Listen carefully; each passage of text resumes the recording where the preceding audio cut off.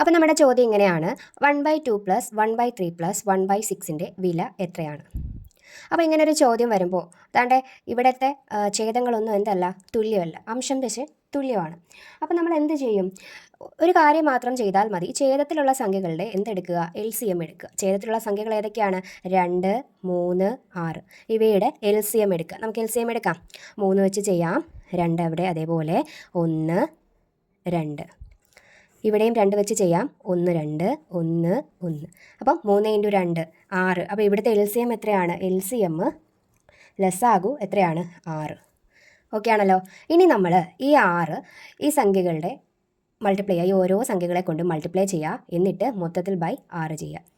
Okay ആണല്ലോ. നമുക്ക് ഓരോ സംഖ്യകളുടെ കൊണ്ടും എന്ത് ചെയ്യാം? മൾട്ടിപ്ലൈ ചെയ്യാം. 1/2 × 6 പ്ലസ് 1/3 × 6 പ്ലസ് 1/6 × 6/6. ഇവിടെ നിന്ന് എത്ര കിട്ടും? ഒരു 2, 2, 2, 3, 2, 6. അപ്പോൾ ഇവിടെ 3 കിട്ടി. ഇവിടെ 2 × 3 ആണ് 6, 2 ഇവിടെ 1.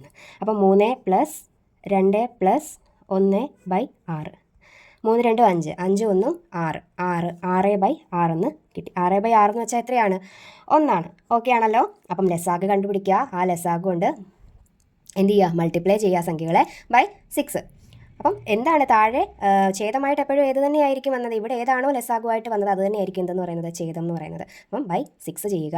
എന്നിട്ട് 6/6 നമുക്ക് എത്ര കിട്ടും? 1 കിട്ടും. അങ്ങനെയാണെങ്കിൽ 1/8 പ്ലസ് 1/6 പ്ലസ് 1/32ൻ്റെ വില എത്ര ആണെന്ന് നിങ്ങളൊന്ന് കണ്ടുപിടിച്ചെന്ന് കമൻറ്റ് കൂടി ചെയ്തേക്കുക.